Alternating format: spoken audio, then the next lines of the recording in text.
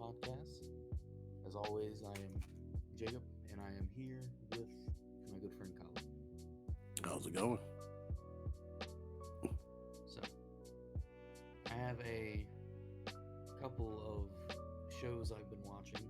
Would you like me to go through some of them now, or just fully wait to the end? We can wait to the end. Okay. Because I've actually consumed a lot of content over the past week. Let's see here.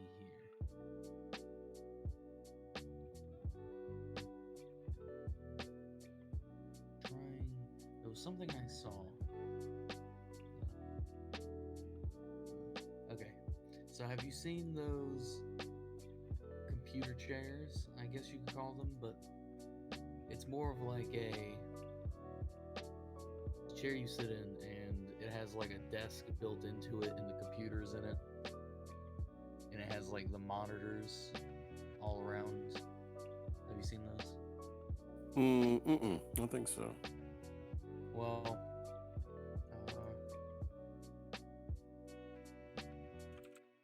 basically think of like a cockpit. So like you sit down, it has like the little desk in front of you, and you have your mouse and your keyboard, and then you look up, and there's a thing that comes hanging off the back of the chair, going way off in front of you, and it's the monitors. So the monitors and like all of it's connected to the chair. And I think Razer is making their own, which looks really futuristic. I think it's using an OLED screen,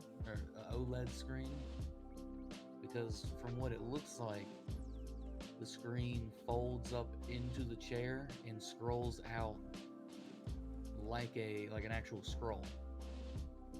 Like that's how it extends out to become the giant screen. And OLED screen, like you have the folding technology now for like folding phones, and OLEDs can do that. So That's pretty cool. it is pretty cool, because when it folds back in, it just looks like a gaming chair normally. Then when it folds out, it looks like a futuristic, like sci-fi chair. It quite literally looks like something out of a movie. That's pretty cool. I wish there was an easier way to show it on the stream. I need to fix that. When I moved it to the laptop, it didn't keep the settings to show things. So I'm going to have to change that around so I can start showing some of the stuff. But it's called Project Brooklyn, if anyone wants to look it up. So Razer's Project Brooklyn. And it is talking, so Razer is saying the screen will sprout from the back of the chair and is a deployable 60-inch rollout OLED screen. And it's like curved, so imagine like a giant curved monitor around your face.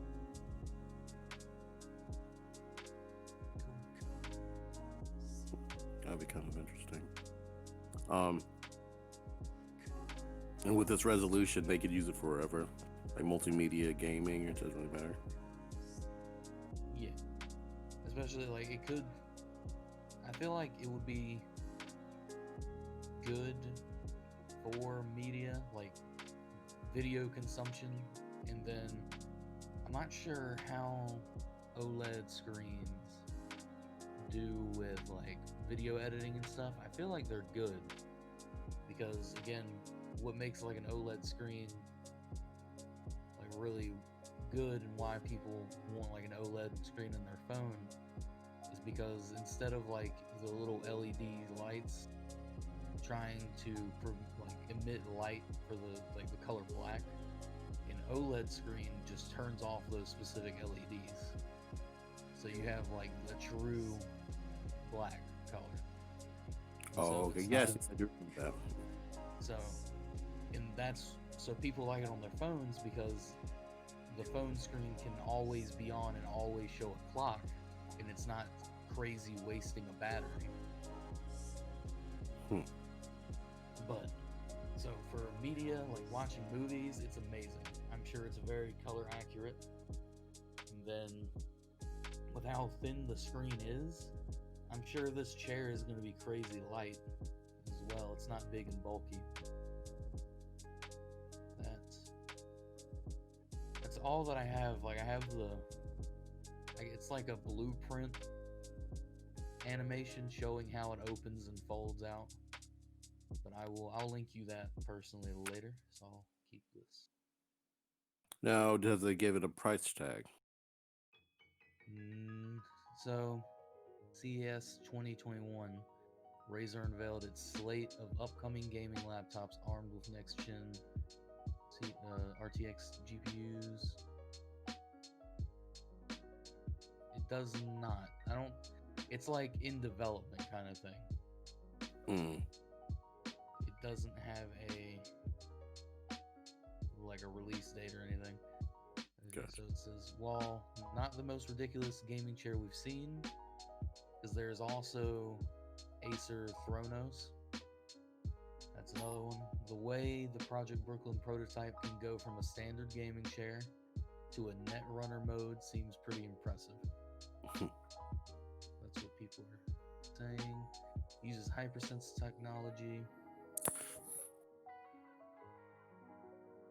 Ooh, it has haptic feedback in the chair. So like if you're getting shot, the chair will vibrate where your character got shot. That'd be pretty cool. And let's not forget the RGB lighting around the chair. No, let's not. Funny. Do you remember? I don't know, like how much we were in video games. Do you remember that vest? It was like an impact vest. So when you're like playing the games, I know this vest because I wanted one. I mean, to be honest though, it'd be kind of cool to reintroduce it. So it seems I'm getting a little unvanilla, but it's so probably the dawn of 2000s. They introduced this suit that was made for like so like saying that if like couples are in different countries or states, they can hook the suit up to like their computer, the internet, or their phone, and they can control it, the sensations of the suit they can feel on different parts of their body. I think that would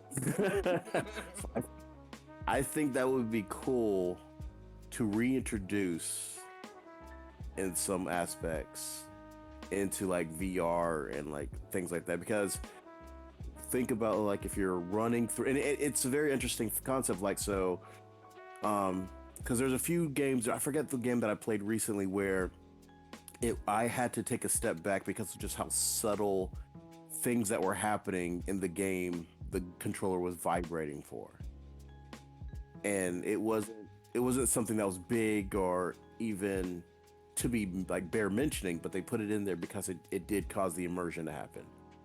So like say that you're playing like Crisis Remake, right?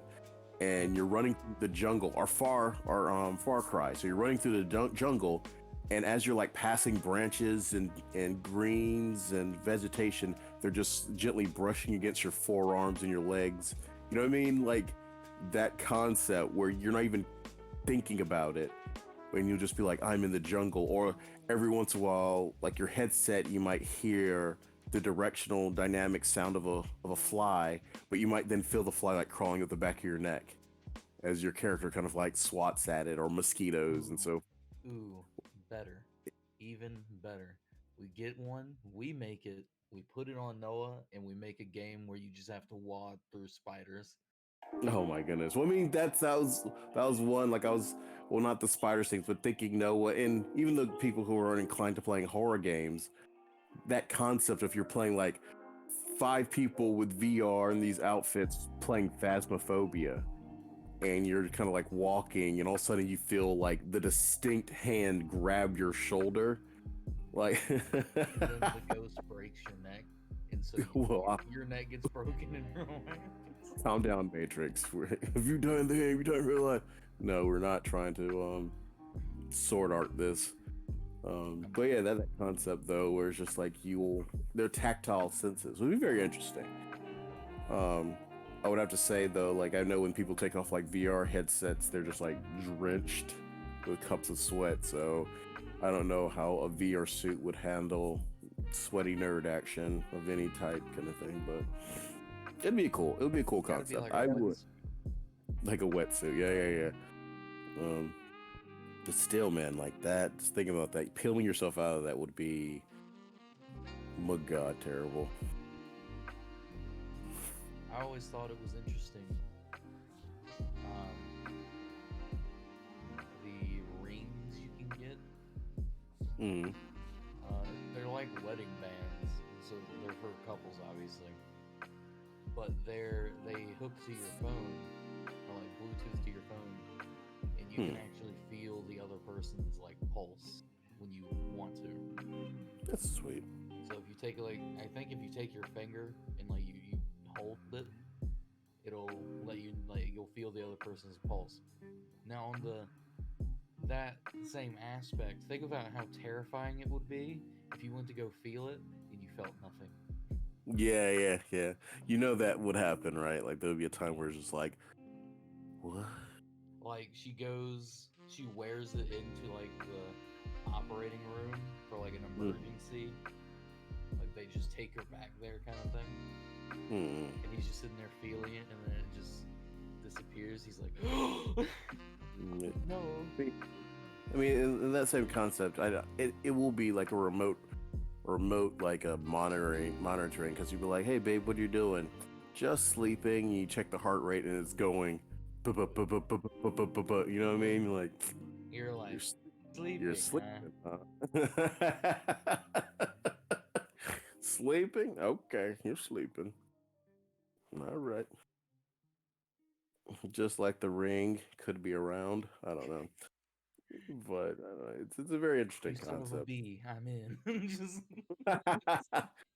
Yes, I think I'd rather just have technology. I don't know, because even think about just the ribbing and hazing amongst groups, like people, like buddies all playing some VR game, again wearing these like these suits, and then they're just like running back behind someone and smacking their knee and scaring the crap out of them before they start playing whatever game. It'd be very interesting just to see.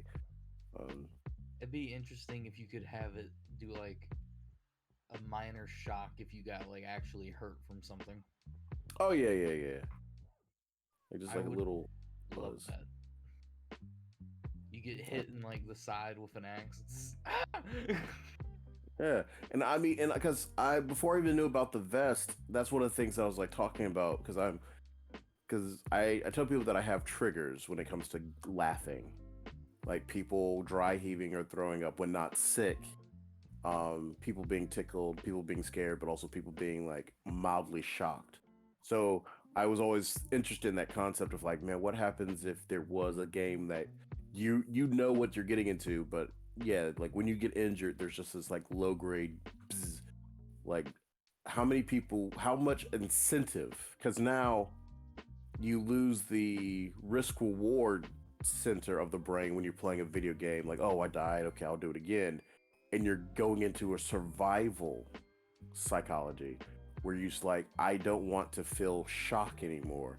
So your body's now actively trying to survive. While again, you're not in any danger per se, but your body's like, this hurts. We need to not have it happen again. So will that build better gamers where they're in the training mode of survival, or will there be less gamers? Well, I mean, obviously you just don't have to do it, but will there be people like, yeah, I don't like playing games because of it or whatever? You know what I mean? But So this is not mandatory. like Good. that for some reason you're like when you said survival, it reminded me of that comedian, like Kevin, the weird spelled Kevin. Oh, Kevon. Yeah. Persian or something. But because I think I was trying to show you, I'm not sure if you watched it, one of his skits where it's like, women, you got us beat. Guys are not as attractive as women. They never will be. Unless we're on a deserted island from a plane crash. Because as the weeks go by, you start looking bad and we start looking better. You know, it's just like, it's kind of weird, but I can see it somewhat. Yeah, that's funny. So, Nvidia announced the RTX 3060 is coming in late February. It is like the 3070, 3080, and 3090. Those I would put as like above budget graphics cards. The 3060 is like a budget one because when the 10 series came out, I got the 1060. I would say that's like a 60s card is all you really need to play games, to like get by and do all this stuff. Now a 70 series is like you play games, but you want to play games leisurely, like you don't want to have to worry about anything, kind of thing. Okay. And then at the time, an 80s card was like you don't want to worry about anything, and you want to be able to live stream and do like everything you need to do at once that requires graphics power. And now there's the 90s card, and I don't know what to compare it to because I thought the 80 card had like everything covered. So the 90s card is effectively God. Wow. That's what I'll put it at.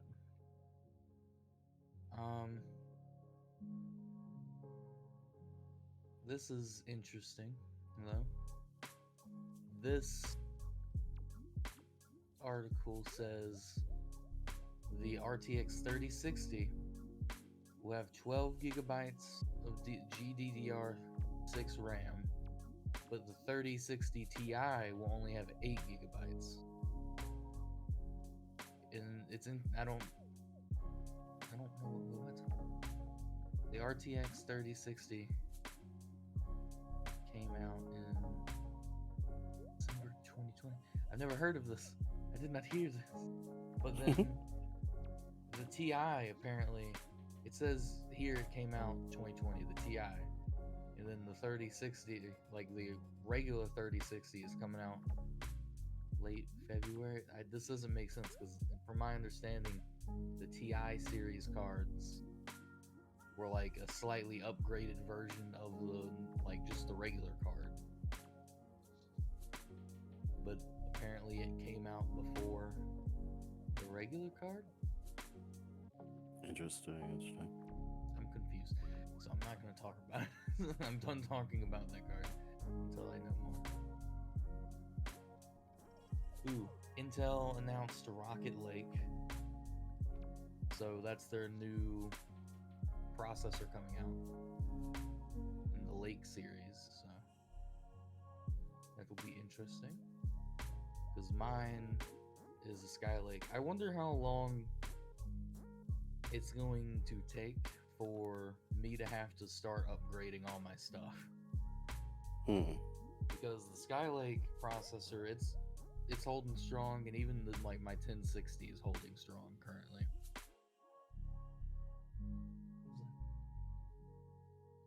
Anyway. You good? I heard a noise. It sounded like running water, but no one else is in the house but me. So that's funny because I'm be fought by a giant ghost. What? Well, it's funny because I'm reading stuff about phasmophobia, and like it's the hunting phase. Oh. No.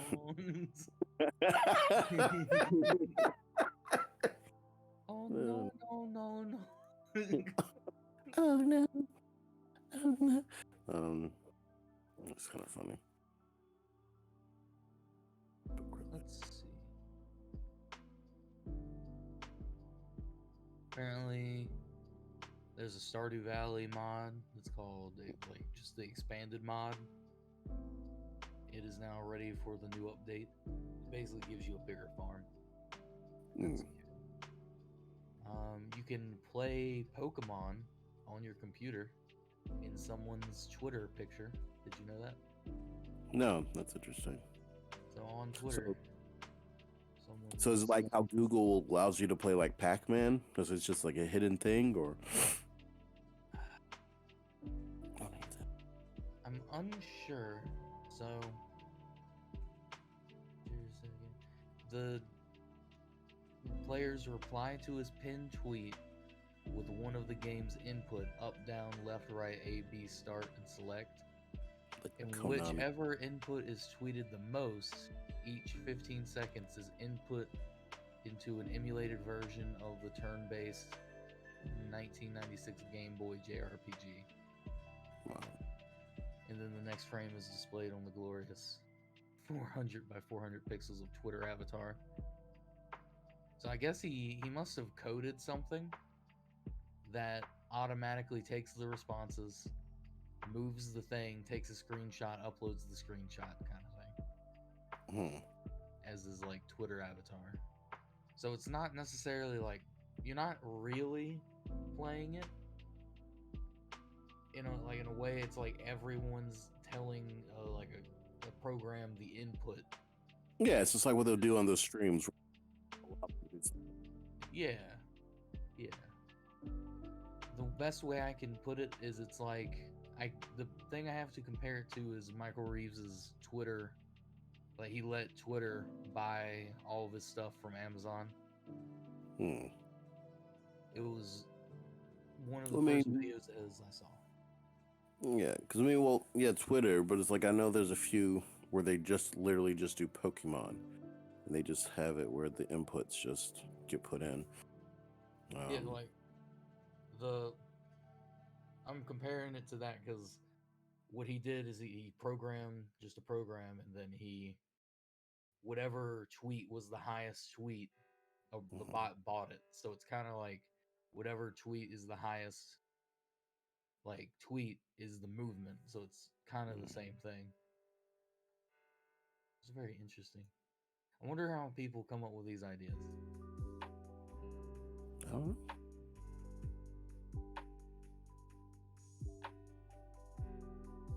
So Techland confirmed that Dying Light 2 lead writer has left, but exciting news is coming from the headline of this.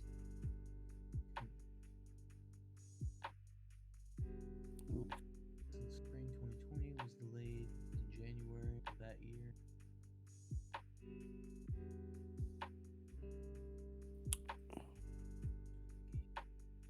Now, I was talking about Phasmophobia earlier. Um, have you ever heard of like there's game modes, and I'll do air quotes, where you do like different goofy things just to try to make the game scarier or harder? Yeah, it's sort of like But the Michael Myers and Call of Duty games and stuff like that. well, kind of. So like one is called like Ring Around the Rosie, where you go and find a car or a kitchen island or some obstruction, and then so during the haunt phase you just start running around the islands.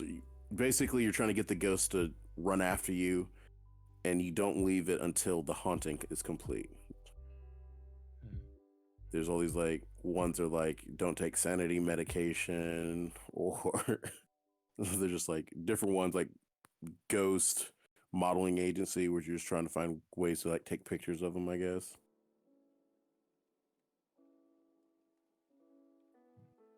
I No. have seen people do that like on Twitch. Mm. I have not done it Mm. When is that one going to get an update? though. What, Phasmophobia? Yeah. I mean, it got the big prison update. Oh, it did. Yes, I do remember that. There was a prison update. Yeah, I think Because it's not. it got it like 3 weeks ago or something. Mm. I remember watching some gamers play it, so I don't know if they were like early access or not. Because I remember they're playing it before Christmas, so maybe. Oh. Then have you heard the Bethesda news that they're developing a Indiana Jones game? I did not hear that. Yeah, so Wolfenstein, which makes sense. Indiana Jones punches Nazis, and so Wolfenstein. So yeah, so they're working together with them, the developers of Wolfenstein, to make an Indiana Jones game. Um, I don't know how that was going to be. It might be interesting. I don't know if they're going to get like Harrison Ford to be able to talk on it. You know what I mean? Because I think he's kind of, I don't know, because I think he does like Indiana Jones. He just hates Han Solo and Star Wars. It was a very funny concept. I just want Bethesda to finish the next Elder Scrolls game. But honestly, they can take as much time as they want. As long as it don't turn out like Fallout 76 or 74, whatever it was. And then you're right, 76. 77. There we go. 76 and 7. The numbers, Mason. Fallout 76. There's maybe something. There's something there. Fallout 76. Cyberpunk 2077. Wait, Tarkov what? I said Fallout, not Fallout. Cyberpunk. I didn't say Tarkov. Okay. So that means we have to not trust any game that's 70 anything between right now. We can't have 78. Like, it just can't happen. Like, it's whatever game's called 78 is unfortunate. Watch this coming out called 78, and it's going to be like the 2021's like biggest hit. If you play, or it's going to be like Among Us. It ends up being really, really good, but people just are afraid of the 70 numbers. So it's going to be like 2 years later, everyone's going to play it and love it. The GTA 5 voice actors recreated the Lamar Rose Franklin scene. The Lamar Rose Franklin scene. In the beginning, when Lamar sort of storms off from Franklin's house, they actually redid it in real life. Two voice actors, which is really funny. I'm saving that. We'll watch that after. Actually. Now, have you, like, connecting Among Us and different things, have you seen like the hyper realistic Among Us like CG movie, like 3D animated movie by 3D print guy? It's really 3D print guy, Among Us hyper realistic. I have not seen this. It's really, really clever the way that he makes them work and operate.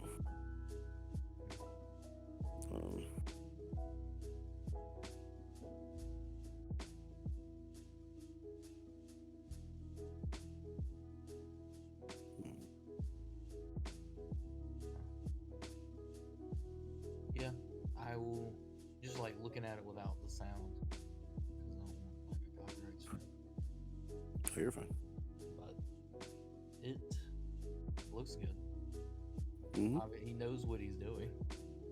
Oh yeah, of course. We'll have to watch. Does it have like, are there people talking it or something? No. They're all quiet.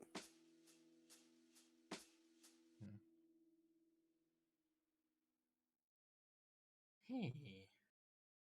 Ooh, Razer also. I feel like this is a joke, but I'm gonna talk about it anyway. Okay. So, a big trend at CES this year was companies invested in like personal masks for like daily use. Mm-hmm. And Razer is making one, and it has RGB lighting. Oh my goodness. It's a gamer mask. Oh my goodness, right.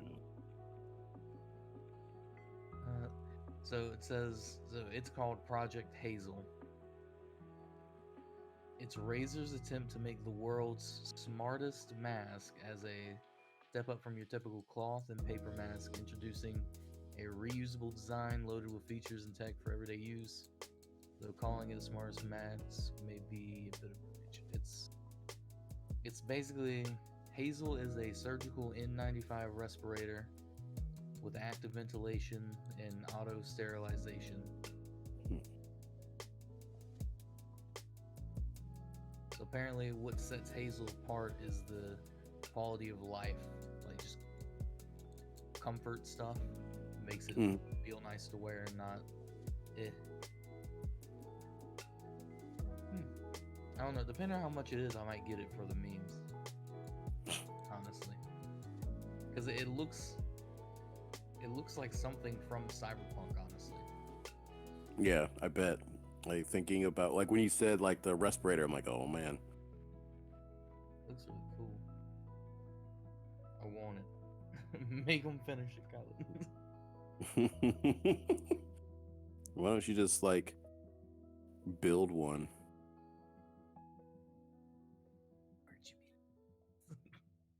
Like there's this Japanese artist and the like her masks look like something out of Cyberpunk. They're like these giant overcomplicated respirators and they're phenomenal looking. I don't know how that handles for the neck, but it's definitely cool. I do have those little fairy lights that I bought. Yeah. So technically, if I felt so inclined, I guess I could build something more cyberpunk-esque. Which would be kind of interesting. It's a clear mask, and something I like about it, from looking at what it, like the features it has, is it creates a full seal around your face. So if you're wearing glasses, it's not going to fog your glasses up. Yeah, like respirators do. Yes, I like that. It also has voice amp technology. Oh shoot! So you'll actually still be able to talk while wearing it clearly. Replaceable filters, rechargeable ventilators. There's a wireless charging case with a UV sterilizer. I would buy this, and I wouldn't leave the house without it. I mean, that's some clout, man. It's like, imagine how stunned people are going to be when someone starts wearing this.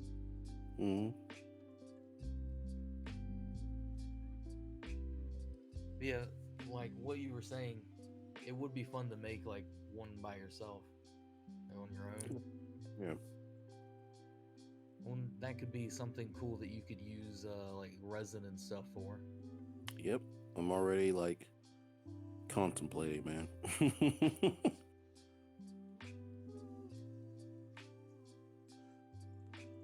Because I can pull the because if I use like resin and like basically kit bashing on this thing,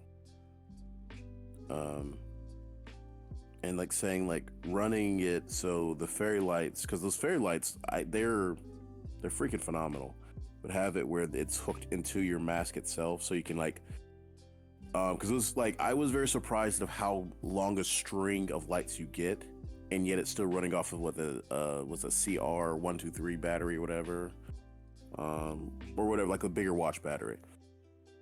But you technically could have one on the left side, one on the right side. So if you want to go like Vader red, you can hit it and it just glows.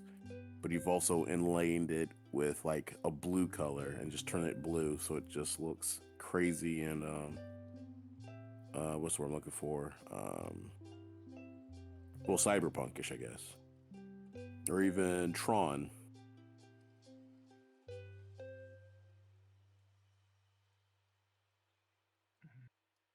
Tron. I remember watching Tron, but the only thing I remember from Tron was the motorcycles. Oh yeah. Well, I mean, even Tron Legacy, I guess, is the newer one, but yeah.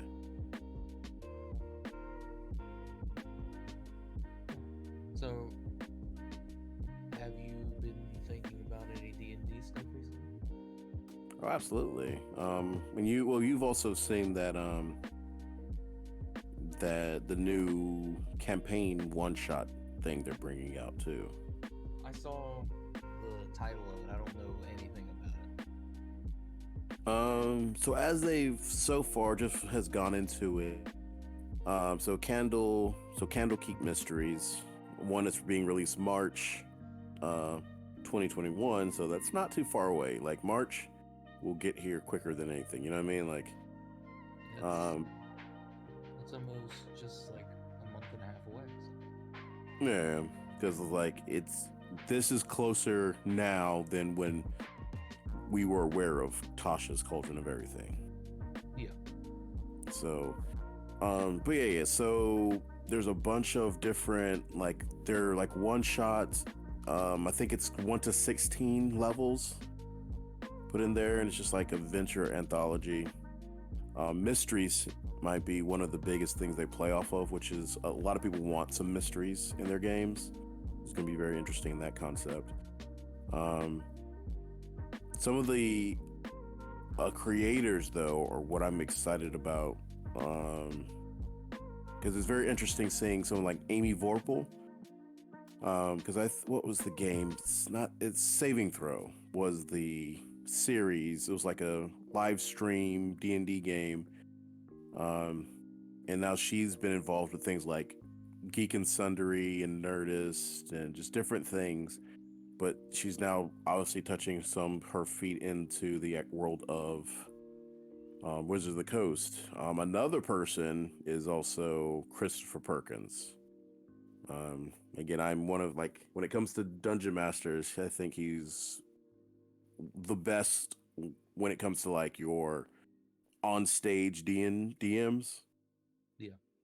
Um, like even people like Jeremy Crawford, who's a phenomenal DM, and Matt Mercer both look up to this man, just his like DM styles and his improving abilities and just so forth. Like if you ever get a chance to sit down and watch a few episodes of like your Penny Arcade packs, Acquisitions Incorporated D&D games, then those are those are great.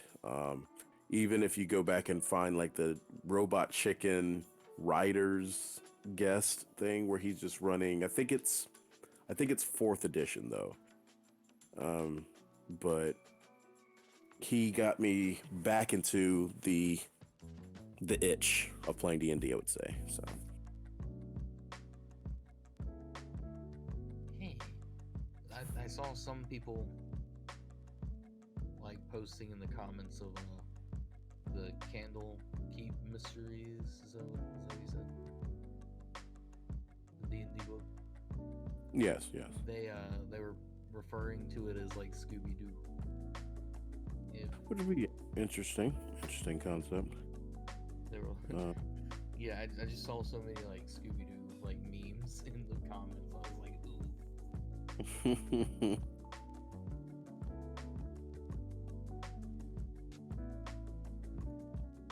Still, not a lot of gaming news this week. Besides, yeah, not the graphics card. yeah. It's relatively quiet on gaming news. But in that same aspects, I guess, what that might mean for like the one that has been shining the most, being of course Cyberpunk. So, I did see something this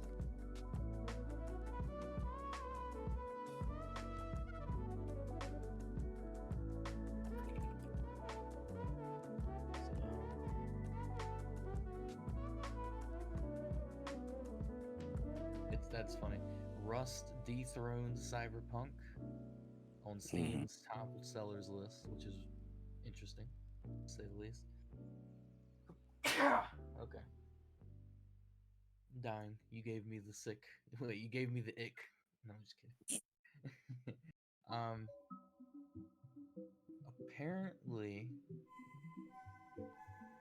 Cyberpunk is now being investigated by Polish, like by a Polish consumer protection agency.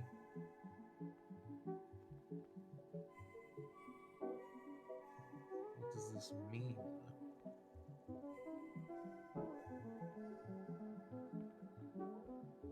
We were asking the company for an explanation regarding problems with the game and actions taken by them. That's a bunch of Polish words I don't know how to pronounce, so I'm not going to. But yeah, so I guess now it's being investigated. I wonder, it's probably due to like the lawsuits put against them in one way or another. Maybe whether to see if it's actually worth like going through all of it. Yeah. So apparently, as well, Cyberpunk 2077 isn't being banned in Australia. That's from August 1st, though. I didn't even hear about it possibly being banned in Australia. I mean, it's kind of like the trope, though. It's just like your game's gonna get banned in Australia, like it's almost to some degree like a badge of honor. I will always be like just kind of like when it comes to Australia, and they're like censoring and so forth. It's like I don't know, it's kind of weird. So but Australia has the Misfit, which is very uncensored. Yeah, well, I mean, but look at Manhunt and even Grand Theft Auto, isn't that banned in Australia? One of them or two of them or all of them. So Australia and they're banned, and you're kind of like, what's the drive behind it? But whatever. So yeah, I think that as a developer, if you really want some, like, that would probably cause popular like heat. If you go, we're making this game that's going to be so bad it's going to be banned in Australia, just to cause like that hype, so people are like, what's going to be in this game? They don't just ban games, apparently. Oh, Australia? They banned a mod for Minecraft. It's the weed mod. Yeah, no. Australia has, like, their censoring laws are borderline comical. So Silent Hill Homecoming's not allowed in Australia. Get out of here! I don't like Australia anymore. Yeah, man. Like, yeah. So good old the Aussie. It's like it's a situation where Aussie people are phenomenal. Government not so much. We keep it away from politics, but yeah. But look. Obviously, you're looking up a list now, but yeah, man, things in Australia that get banned, you're like, okay, guys. DayZ was originally banned. Outlast 2 was originally banned. Mortal Kombat, of course. Left 4 Dead 2, Fallout 3, The Punisher, San Andreas, GTA 3. These were all overturned kind of things, so they're not banned now. But at the same time, I don't think it really matters if Australia's like, we're gonna ban them, because people will just put on a VPN and act like they're in America. Exactly. It's like, there's a YouTuber I watch that lives in China, but I was fairly sure YouTube was banned in China.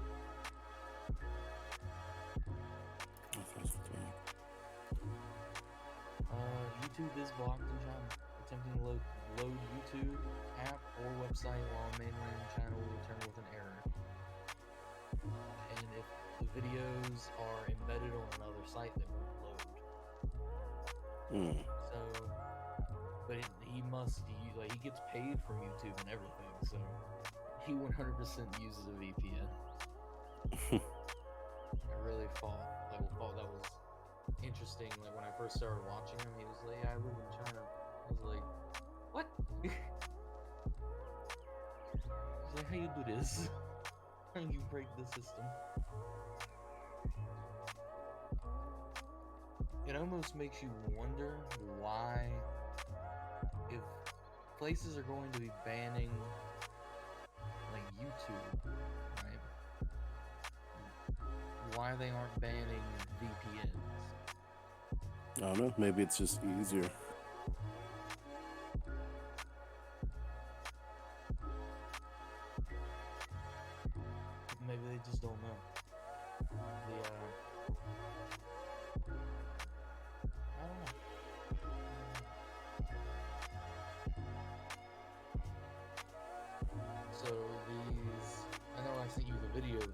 LED light bulbs.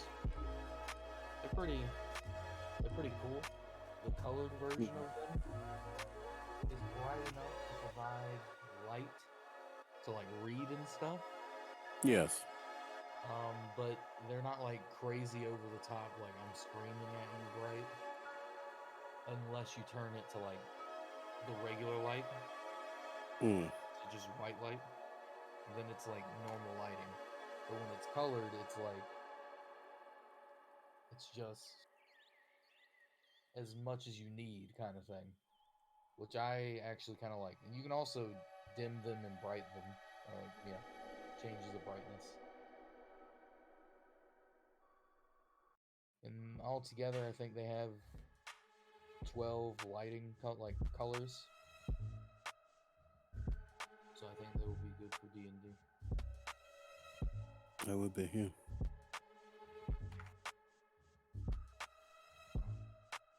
And of course, the new microphone will be here for Friday.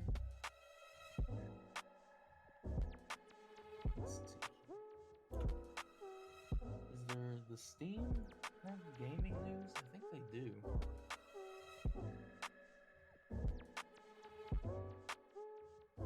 Steam knows something that I don't.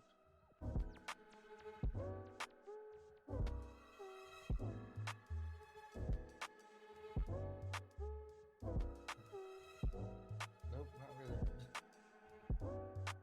Just mainly Path of Exile stuff for some reason. Mm. I don't play Path of Exile, so I don't know why it's just showing me that. So, if we go back to D&D, Mm-hmm. okay, when you're crafting a D&D dungeon, Mm-hmm. or I say dungeon as a neutral term, any sort of place that a player has to go through. Yeah, I know what you mean.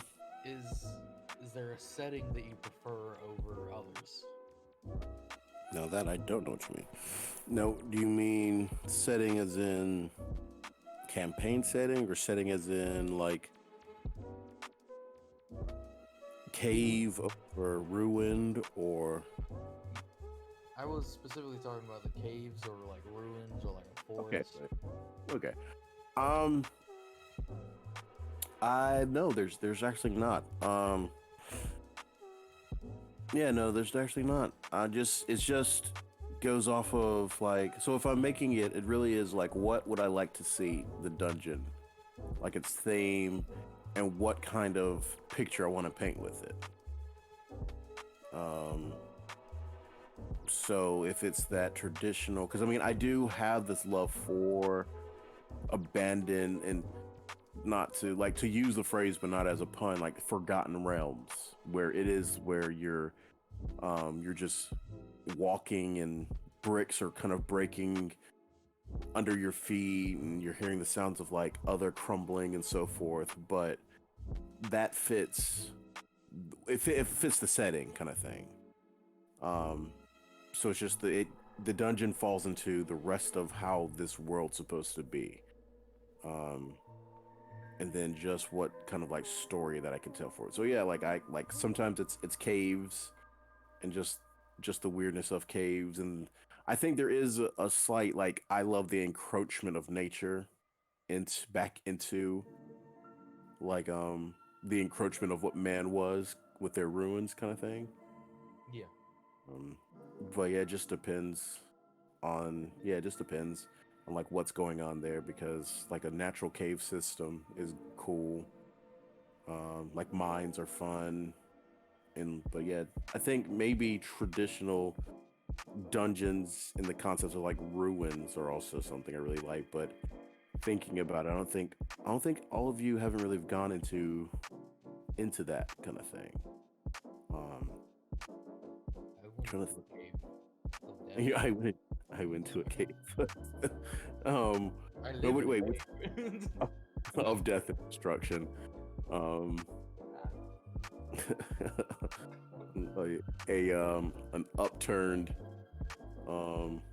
An upturned assassination attempt kind of thing. a self-thwarted assassination attempt, I guess.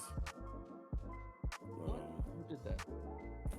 Malice, while you're sleeping, I like to think that he's just like, he walks up to you while you're sleeping and is just like, I'm gonna kill you, and just hits you with a stick, and you just kind of like, oh, keep sleeping. He's like, oh no, he's too strong, and just never does it again. Like, he's like, oh, like, 'cause I was like, I love the concepts. I think it's because of like my nieces and nephews, and then just like children of friends and or like friends, where it's just like, a kid thinks just like they're the strongest. Like, even my nephew Taj, I was talking about like stories when he was really little, like could barely talk. He thought that he was Spider-Man and Harry Potter and Bumblebee and Optimus Prime, and there would be these guys who are like 6'3", and he to himself was like, I'm gonna fight him. You know what I mean? Like, just saying out loud, like, I'm gonna fight him. It just like they were on equal footing. You know what I mean? Like, I believe that I can fight this grown man as a 4-year-old and take him in a fight, kind of thing. And I like that concept of like Malos. Now you have to double that, or even times it by 10, because it's not like a fictional character he's pretending. While kids might think that fictional characters are real, to Malos, an ancient red dragon raised him to some degree. You know what I mean? So he's like, I'm an ancient red dragon. Like, I'm just not old and strong yet, but I can beat anybody in this tavern, kind of thing. And so then him using, quote unquote, all this killing force to do nothing. He's like, oh, I gotta reevaluate my life. All right, this guy's real strong. He's stronger than I thought. And I would like to think that he did that like way early, right when like gave him to you. And just like, you can do what you want. You can take the kid if you want. So he's just like, you kidnapped me. You gotta die. Whack. Dang it. All right. He's real strong. Whack. All right. Oh no. like even in the concepts of like, if Malice is like, he has the stick and he kind of like pokes Chaosy, and Chaosy like flutters away, then he sees a bug and he smashes the bug and the bug's dead. So he's like, okay, this stick will kill anything I hit it with it. And then nothing, like, nothing worked. You're like, dang, man. Do the Chwingas like Malos? Yes, they are around. They will appear and disappear. And it's kind of just the same aspects of animals to Malos. He sees them, and they serve no purpose for his greatness or anything else. So they're there. Just as nature spirits. Malice is used to nature spirits such as dryads and fairies and so forth. So okay, am I ever gonna find out what the water god did to bless him? Because I feel like it's one of those things that's just, it happened and none of us are gonna know. yeah. I mean, because only Damocles got the curse and found out the negatives of it. No one's got the positives of what a water god does. It's sad that Noah got the curse, because Noah got on there and was getting absolutely destroyed, and I was being majestic and actually hurting him alive. And then Noah's just like, just getting zapped left and right. I mean, he did stab it in the eye for whatever irritation that means for it. So it's kind of like the concepts of like your sacrifices to it, not really even like food, more than just offerings. But then when it's just like, okay, well, these are intelligent offerings that are wasting my time, then I should curse those who don't give me offerings, and technically bless those who have.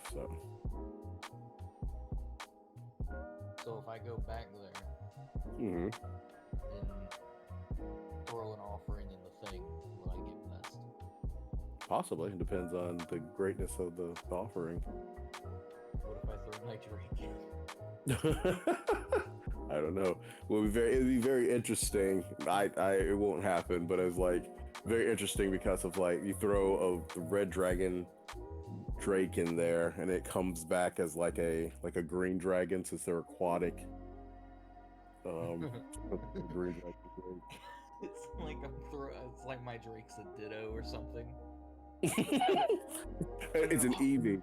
It's like an Eevee.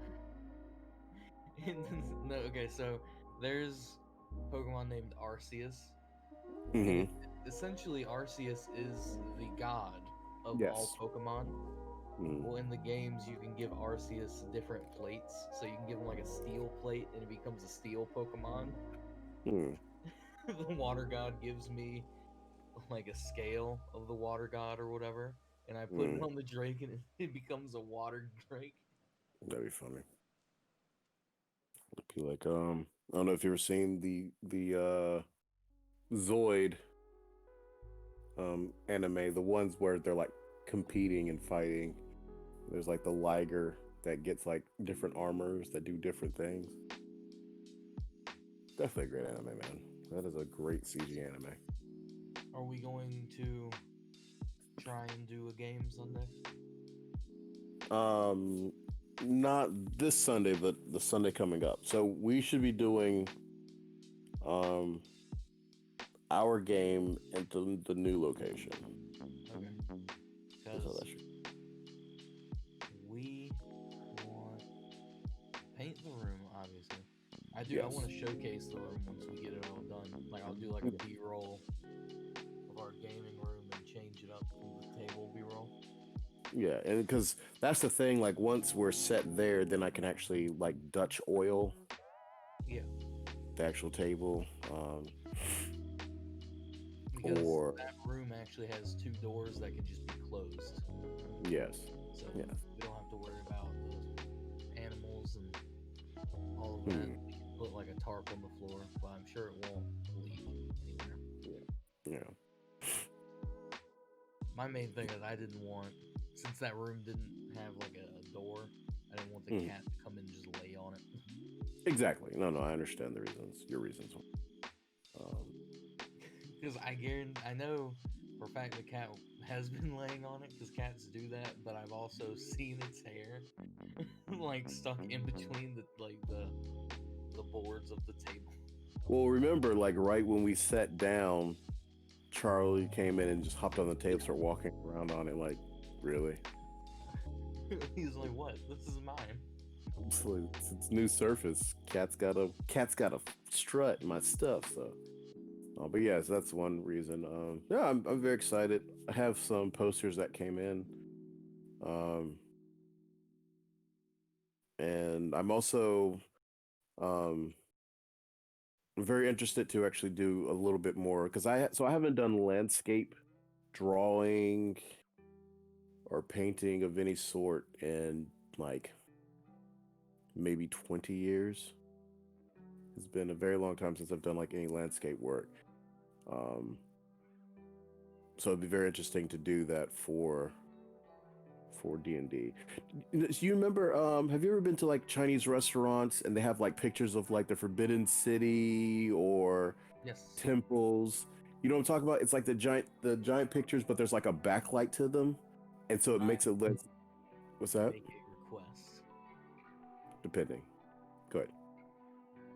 Can you draw or paint in landscape the view of Selkep from the manor? I probably could, yeah. Or like from the sea, a view of Crown. Crown would be very fun. I would love to see that because it's sort of like these are notable places that we've been, kind of thing.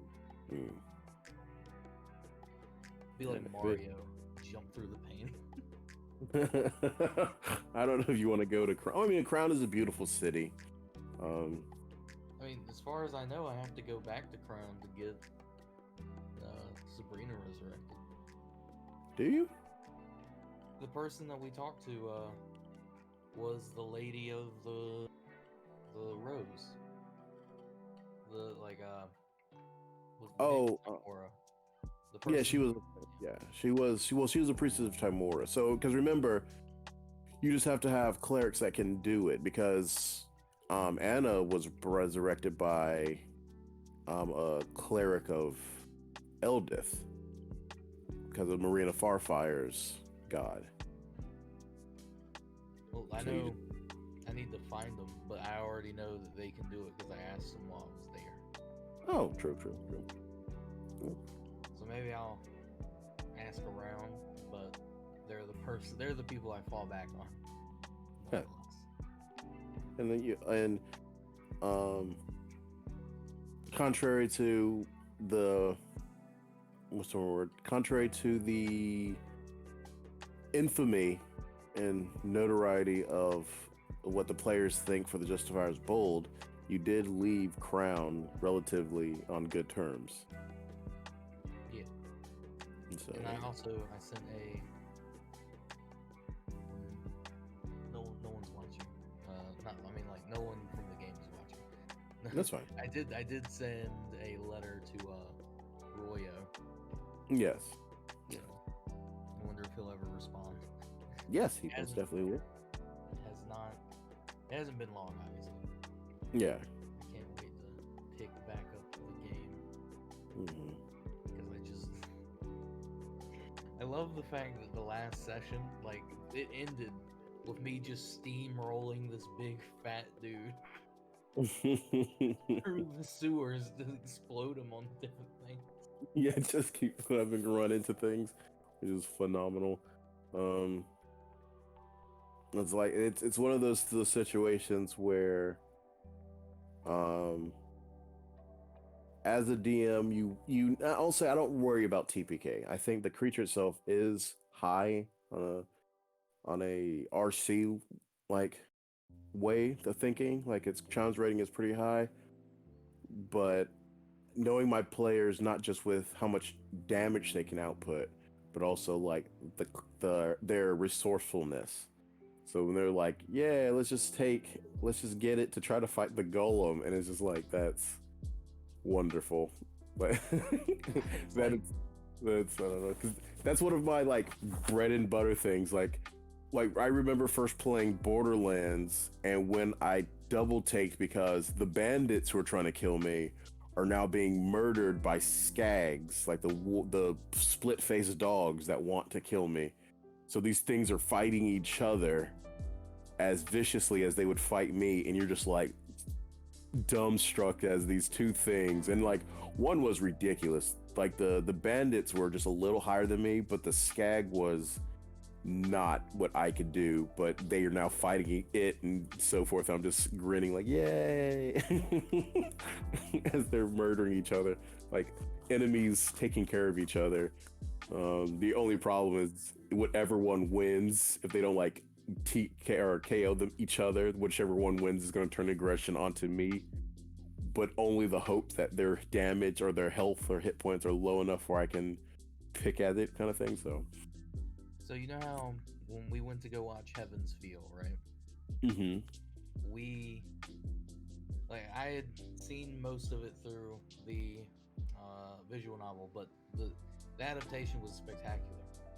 One of my favorite moments was after Shiro used his arm, and he grabbed the necklace, and they asked him like, or Rin asked him like, "Why are you holding that?" And he was like, "It's something precious I can never let go of." And he was like, "Wait, what? What did I just say?" Oh yeah. Um, so it was sort of like Archer taking over his consciousness, right? Mm-hmm. I love that scene because I sort of, for whatever reason, whenever I think of my horse, because it takes over other horses in a way, even though Yeah. maybe it doesn't have its own mind.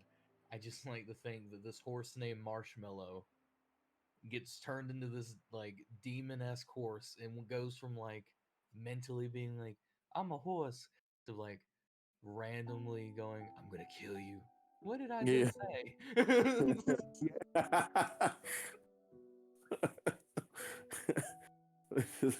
I am an herald of death. Wait, whoa, I mean, nay. That's wonderful. That would be hilariously funny if I get on Sif again Hmm. and Cody's like, Sif, can you do this? And you go, I bring ruin to all that is yours. It's like, whoa, what do you mean? All right, calm it down, Sif. It's like, what? You talking to me? That's wonderful. I also enjoy the fact that I can dual wield lances on my horse. You're almost like the anime slash JRPG equivalent of the dual hand now. Like they always have it where it's like a black knight with two like lances kind of thing. And like a bucking demonic looking horse is like usually what the sprite is. It's just crazy. Cause like I imagined Nazir being slightly terrifying before. Like he's a dragon and he has two swords, right? Mm-hmm. So it's like he's pretty terrifying normally, like without the demon armor. The demon armor, not demon, Dullahan armor. Just it enhances what was already there.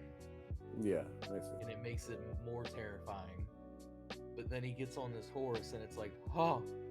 And then it's like, I was like, I can dual wield lances. Ha! What are you doing? What monster have you created, Kyle? Right. It's not game breaking. It's a wonderful theme. I'm on board with it, man.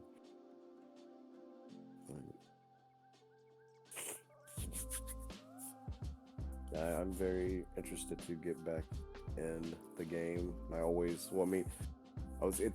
think it's like maybe addiction, but most definitely my hobby. So I love playing it when I can play it. Like when I'm not playing under normal circumstances, if I'm not playing D&D, then I have to do art because again, art's another like passion that I love doing. I will say there is nothing I have played that I don't get tired of. Like every game I play, I get tired of at some point. Like relatively fast. Because, for instance, I played Phasmophobia for like 2 weeks, and now I'm just like, I don't want to play Phasmophobia unless it gets game-changing updates. Yes. But D&D, because like this is the reason why I like tabletop games, because it's everyone's collective creativity.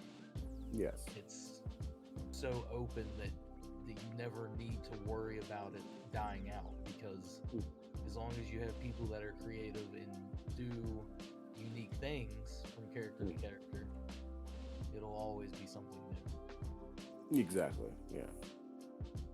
That's the thing. That's one of like I've said before where like I can sit and play a card game.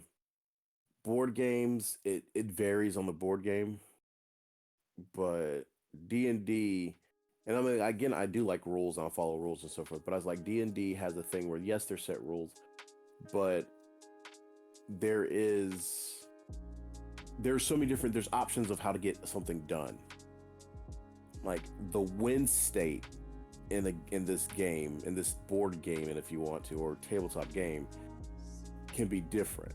It doesn't have to be just the same type of win state where it's just like I need to collect 3 of these and this and make it this way, and Yahtzee, Uno, kind of, you know what I mean? It's more a broader stroke of things. And I even think back to the video games that I loved the most were the ones that yes you can like Hitman Blood Money I think is a phenomenal game. Yes, you can get like there's like if you leave this here and wait for this guard and do this it's a puzzle, and if you do it that way you can get like whatever the highest rank of there, but you can technically get that same high rank by doing a different path. Like you don't exactly have to do it. This is like your easiest path to get that win state rank, but you can technically do these things and then get it, or you can go straight off script and then just if you leave a proximity mine for a guard to pick up to walk past your enemy or your target, blow up and then leave it, kind of thing. You know what I mean? Yeah. But more games that give you, instead of like what was it? What's the name of the game? I think like um, Rise of Honor or something. It's a weird like um, TNA cheesecake ninja game in the realm of Tenchu Stealth Assassin, where you play as this like Kone Ochi who uses like threads and strings to kill. It's a fun game. Like, don't get me wrong, it's a fun game, but even in that game, there's just like these points where it's just like you're stuck and you're trying your best to get it, and it's like it literally is like you have to hit this one thing and pull it to cause this to happen, to then cause this for the enemy, and it's like that's not fun. Like to have an enemy or a problem that has to be solved by this one particular like way is just it's kind of boring in that concept. Um, and again, like while the game was fun and like creative, it's just like, well, it gets hurt by its constraints. And so with D&D, where it's just like there's a tavern, there's a dungeon, 16 different groups of people are going to handle this tavern and this dungeon differently, which I think is a phenomenal thing. While I want the concepts of like if I ran more games, I like there's a part of me that was like I don't want them to have to go to cell cap or do this, you know what I mean? Like in the concepts of they're basically doing the exact same storylines as Bold or Justifiers Bold. Like I like the concepts of like I need to push myself to then make up new stories and new events and so forth. And again, that's what's phenomenal about the each player making a background, because they literally give you story to build. But at the same time, I like the concepts of what will happen. So what happens if a bunch of players go and then deal with the Great Father and Malos? You know what I mean? Like, will they just adopt Malos, or will they just like get out of here, or you know what I mean? Or then just kind of get. Before I was like, I'm gonna take Malos, I was going to kill Malos. Yeah, exactly. Like they're just like Dragon Ghoul and just trying to get him out of the way. Because I mean, like even think about like the Shadowfeld with the creepy orphans, air quote creepy orphans. There is inside like the like me writing of what happens if people are aggressive or mean towards Melanie when they first see her, like how she reacts to them, and just like those different things. Like I have it where like this was before you started, but like the Temple of Elementals where Iggy was found, but technically Iggy is just written in there as lost magman. It's just like a so I mean, he's not really aggressive, but magmen are going to be what they're going to be. So if you're mean, and you know what I mean, it's trying to self-preservation. So if I just like, let's run a new group, will people just go, oh, get my XP by killing this little rando magman? Technically not a murder hobo, because it's something to, it showed aggression because I showed aggression, kind of thing. It's just in the way. So like, how will these people solve the problems set before them? And technically, other than like puzzles, there's no real right answer. It's just whatever makes it to their win state. So I don't know. But I'm very interested. I would very interested like to see how people handle these characters. Because I mean, think about it. Brielle is in the story with Aslan and dealing with Suthril, but if people just meet Suthril after a reasoning, because I mean, Suthril probably wouldn't be introduced the same way. Like thinking about it, so it's like Suthril probably wouldn't be introduced the same way as he was to Galarian, unless they've done certain things that causes them to end up in the Game of Spiders. So them just meeting Suthril probably might be just like him hanging out and just talking to them, and yeah, Brielle and Anna and the other two girls might just be these girls there. And then after they're done, they just part ways and their stories go nowhere. While technically, um, Quest Company is a thing. Quest Company was a group that you would have possibly met regardless because they're just adventurers. So, I like but to then, think that at some point we're gonna come back to the game of spiders because we're gonna try and use it to get us power. mm, possibly, Because if we, I don't know, I feel like the game of spiders is one of those things where it's like it's all around you, you just don't see it. yeah, So maybe unconsciously we start working for someone that is in the game of spiders, and they're like, "Ooh, another chess piece." yeah, yeah. And we're like, "No, we are not the fly. We are the spider," and we kill him. Because even thinking about that, like, because I've told Kip before that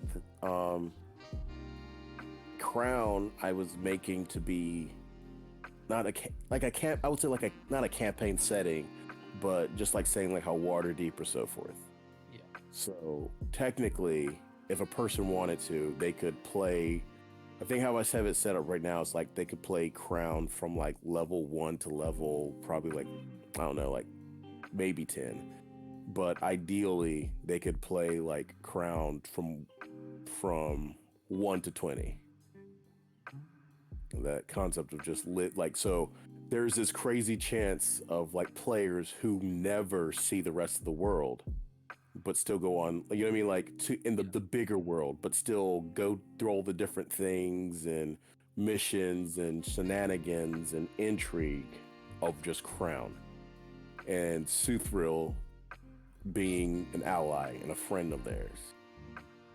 You know, and that's the concept of just like him never being considered bad to them or an antagonist to them, just like how Laecia is to the Justifiers, where they're like they trust her and they care for her and so forth. So there's a chance where how the Justifiers thinking about Suthril isn't a thing where whatever little group is just like, man, Suthril is amazing and he's awesome and we love him. You know what I mean? And that yeah. concept is a very funny concept because I like it's the same thought of like, why do people fight wars? It's because the people on one side of it is like, we trust this person, we're right, and then the other side is the exact same.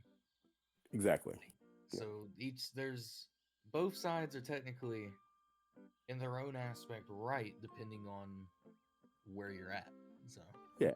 The ideals are what really they yeah, cause it. Because I mean, there are times like even with Germany, they say that there's people who are just fighting because that was just their country. yeah. Um, and so, and that concept, even like Metal Gear Solid, where it's like enemy is a relative term.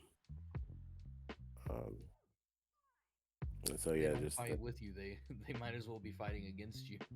yeah, yeah, yeah. So yeah, so I always think that's funny, a funny concept. Um, I don't know. I said before, like my ideally, I would love to run 3 games.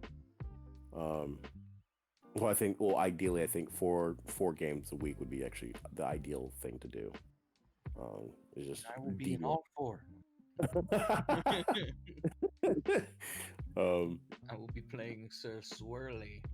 swirly. His whole character is based on the swirls of hypnotism. Oh, He thinks interesting. he's a hypnotist, but he really sucks at it. But he's good at persuasion. He's not like a real hypnotist.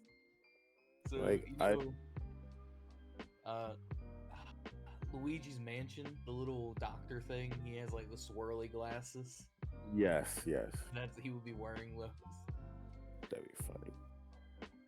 Um, yeah, I mean, because I've even started like contemplating the idea of making like a fusion game where it's like World War II and fantasy kind of thing. But I know, like I'm hesitant because I can already like hear the 1940s music, and I know that it's a rabbit hole. and it's just like how much stuff I would put into it, and I just wouldn't be able just to go, it's tanks and people talking like this and elves. It'll be like historical events destroyed and changed. Like it will be, it'd be deep. Like I've it'd be seen a, Lovecraft Country. it'd be almost a little bit like Lovecraft Country meets was it Gate, or the fusion of. Ooh, just realized it's 11:51. Oh wow, wow. We should So, probably do the final segment. okay, I mean, us nerding out is the name of the game. So the final segment, and then we will bring it around. So basically, what are you watching, playing, reading, listening to? Watching. Because you So, said there's a few things that you had. so last night I watched a movie on Netflix called 1BR, so like one bedroom. It was a fairly good film. So it's based on, I don't know what it's based on, but the theory around it, the plot, I guess, is this girl just moved to California and she's trying to start like her new life. She doesn't really enjoy her like dad because her dad cheated on her mom when her mom was dying in the hospital. Mm. So she moved there. She's looking for a place to live. She's a temp at some job. She finally finds a place to live, and it's like a gated apartment complex. So like you have to be buzzed in. Okay. Um, and she loves it there. It honestly, I kept telling my cousin as I was watching it with her, I was like, I would live here, but I know something's about to happen that's gonna make me not want to. Because like everyone was super nice, like everything was great, and come to find out, the room she moved into isn't technically even available to rent. It's a testing room. So if you get accepted, you move in, and for the first few nights, they play these strange sounds as if like the pipes are like making noises and it keeps you awake. It Hmm. makes you susceptible to like influence. And then she brought her cat in, and cats aren't allowed. Like pets aren't allowed. And I called this from the beginning.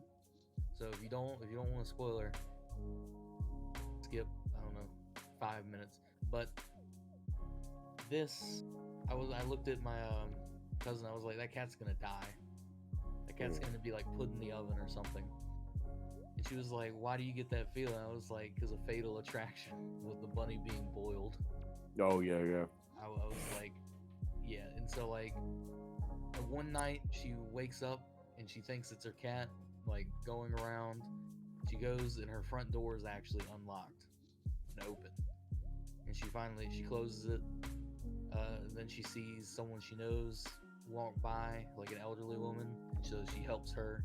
She comes back. She goes to sleep. Next day, she has a notice, and it says cats aren't allowed, like pets, no pets allowed. And then in the bottom, written in red, it says,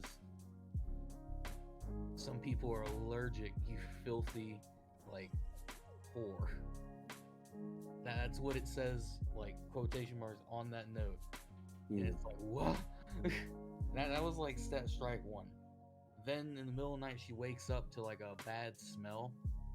She walks in the kitchen, and there's another notice that says cats aren't allowed, or pets aren't allowed, and the oven's turned on. And she opens the oven, and her cat's inside. Yeah. And then her neighbor that was really nice to her comes in and ties her up and pumps her full of drugs. And they clear out her room. Basically, they put her in like a room, and they make her put her hands against the wall and like put her in like a stress position. And as long as these two red lights are on, she has to stay in that position. And when they're off, she can sit down. And they're basically like they're training her. And once she's proven herself, they brand her behind the ear, and she becomes part of the community. And they're like, you're going to be dating this guy.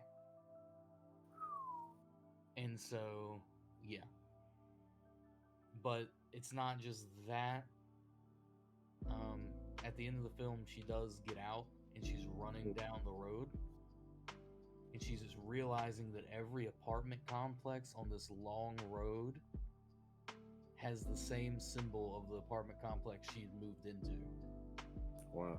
And all the alarms from every complex going down the road starts going off like a red siren, like letting everyone know she has escaped. And that's how the movie ends, her running down this road.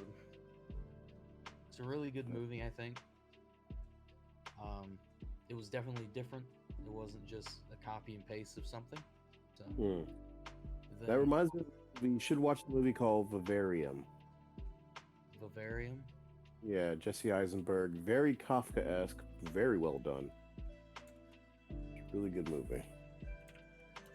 Well, so I watched that last night, but then I watched all of Penny Dreadful, all 3 seasons. It was a fantastic show. I do think the final episode could have been better. Yes, I agree. You've seen all of it as well? It's been a while, but yes, you know. Because it's all led up to like the guy, like the werewolf fighting Dracula, and he doesn't really even fight him.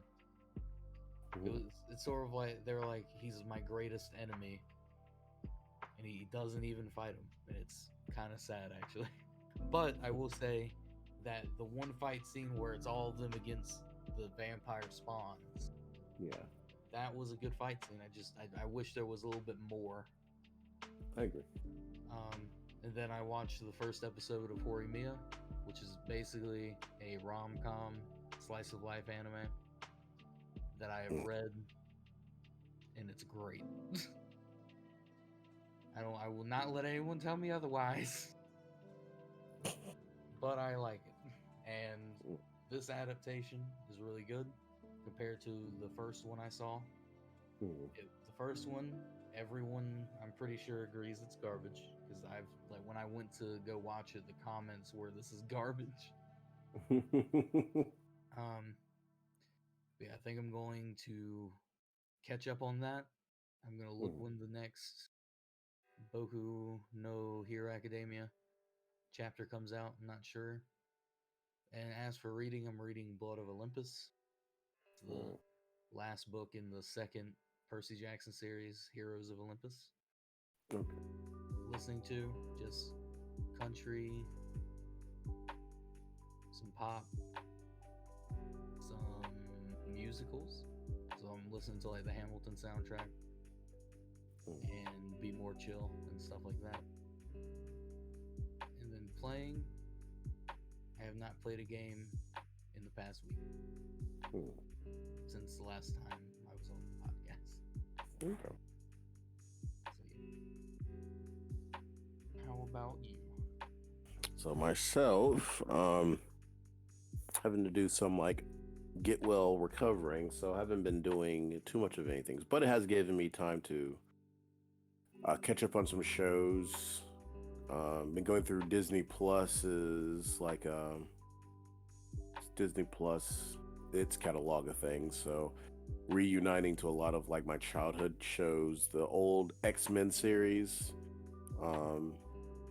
This is like the 90s one. I do want to start watching like X-Men Evolution in a little bit. Basically catching some that was like I couldn't get to watch when I was growing up because of just I had, for some strange reason, had to go to choir practice. I still to this day don't know why, but I did. So a lot of my Saturdays were taken up. So this is like me finally getting to go back and watching and getting reacquainted with it. And so I've been watching a lot of also the Marvel movies. So I did the whole Captain America trilogy. Watched all of those back to back. And I started watching Doctor Strange today. I caught the 616. I'm talking about Spider-Man. Like I always loved the Japanese Spider-Man show, like just like its concept. Yeah. But finally watching this documentary and the stuff that they went in doing it, and just just like the guy trying to create it, it gives me this bigger respect for the Japanese Spider-Man show, because it's off the wall and it's different from anything Spider-Man, other than the fact that the character is Spider-Man, but not Peter Parker, obviously. And so I know, like, when Into the Spider-Verse was announced, or two, the sequel to Into the Spider-Verse was announced, I did the same thing where I was just like, I want Spider-Man 2099 in the first one, and it wasn't going to happen, or didn't seem like it was going to happen. And then he wasn't there, and I just lost my stuff. And so when they announced the sequel to Into the Spider-Verse, I was like, they have to have Spider-Man, the Japanese Spider-Man, in there. And it's like, okay, he's going to be in there. I'm just like, yes.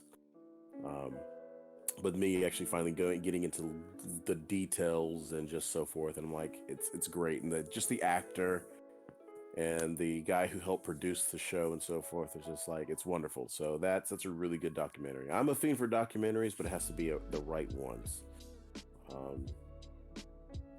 So been doing that. Been watching a lot of Smosh, not the sketch versions, but like Smosh Pit and Smosh games where the actors are just doing other stuff.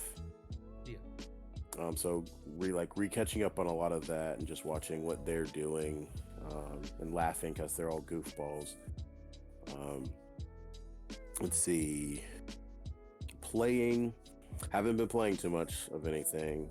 I was having the inclination to hook up the PlayStation 2 and just get some old retro games in or so forth.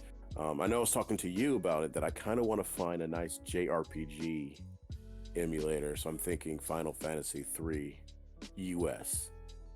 Just kind of like just sitting back, because I think like the winter time is the perfect time to play JRPGs. So maybe even Link to the Past. Like I might put Link to the Past. I might feel like that one. Try and get the it's not, I don't think it's JRPG. RPG, I wouldn't classify it as that, but you get like an emulator for Game Boy. You should play Pokemon Mystery Dungeon. Yes. Maybe. I mean, well, yeah, it is a JRPG. I mean, by definition, it's from Japan and it's an RPG. So I mean, it is a JRPG. Or maybe even pull out some just play some old Dragon Quest kind of things. I don't know. Brave Fencer Musashi, if I could get that on an emulator, then that's what I would play. Okay, there you are. But yes, I don't know, fine. Then just reading, just a bunch of different stuff. Nothing that really stands out, just articles of everything, but nothing really to speak on. I want to get some more books. Like, I am tempted to. There was a book I was downloading, and I downloaded it, and I just cannot think of the book now. I don't know. I might reread some short stories. So like my favorite short stories, like The Witch's War from Richard Matheson. Have you heard of that one? I think I have, I actually. might have talked about it because I just love it. It's a really cool short story. And then the girl in the dandelion dress. Knowing me, I'm not really a big like romance person, but that is such a phenomenal story. Maybe that's what one day, just like on the PiP, where it's just like Colette reads, and I'll just read these short stories because like we just have an episode where we have to do something, so I'll just read short stories and so forth. Definitely a phenomenal game, but or story. And then I've been listening to a lot of like Japanese jazz and piano jazz. Again, I think it really fits the concepts of just getting cozy and fireplaces in winter and just hearing these beautiful jazz and so forth. Did you start listening to piano jazz? Because I was like, I want to learn how to play the piano. Oh no. Oddly enough, there's there's the Pixar movie Soul. Oh yeah. Well, John Baptiste, the piano lead musician for Stephen Colbert, I think he had a hand at. I don't know if he was like the the pianist in the movie. Like he's the one who's playing the piano. But so he was just playing some piano jazz, and I was just like, oh man, I forgot about that. I forgot about just how I like it. And then, oddly enough, I was watching an old movie that I haven't seen in like ages, The Flight of the Navigator, 1980s, just wonderful. Sarah Michelle Gellar's in there. Pee Wee Herman is actually, or the guy who played like Paul Rubin plays the weird AI in the movie, which is very funny because I was always saying, man, he reminds me of Pee Wee Herman, because I saw the movie back in Germany when I was little, and then later on watched it. I was like, man, he reminds me of that guy who plays Pee Wee Herman, and because he's doing the whole like and all the crazy things, and then comes to find out his name is Paul Mall in the movie as credited. Then you look it up and it ends up being Paul Rubin. So I'm like, Pee Wee Herman was Pee Wee Herman. It's whatever, but yeah, but in that one, the kid's like playing. He wants to play music, and so one is opera, and the kid's like, "That's not music," and then the other one is bossa, which is a type of like lounge, not tropical, but this really just like female. If you think of like Monte Carlo and like things like in Napa, where it's just like this female vocalist and like scat and so forth. And so bossa is a really cool sounding jazz. So I was like, you know what? Let's listen to that stuff. That kid has no taste. So yeah, but other than that, those will be most of the things I'm listening to at the time. Well, will that conclude the session? Yes, the segment. Okay.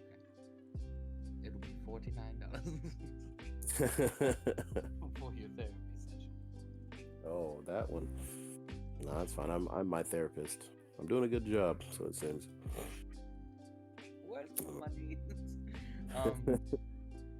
But yeah, then I will close this out. Okay. So, if you want to watch other live streams of ours, please hit the follow button. And we live stream every Tuesday from 10:30 p.m. to 12 a.m. Eastern Standard Time. Sometimes we go over, and sometimes we're a little bit early at ending it. But then we also do every other Friday with a guest, same time. And if you want to watch a older episode of the PiP Podcast, you can watch them on YouTube at Oni Central or the PiP Podcast, or on Facebook at the PiP Podcast. And that'll be it. All right.